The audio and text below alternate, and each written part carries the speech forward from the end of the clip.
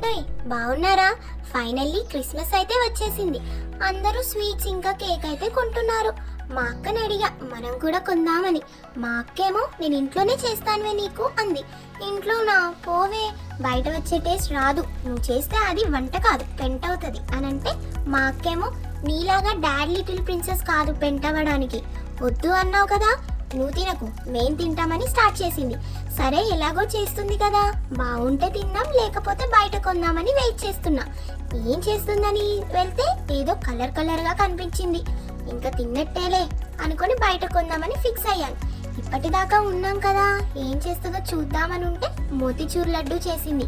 అది కూడా చాలా ఫాస్ట్గా, చూస్తుంటేనే నోరూరుతుంది. మీకు కూడా అంతే కదా? ఇంకా లేట్ చేయకుండా వెంటనే టేస్ట్ చేసా. ఎంత బాగుందో!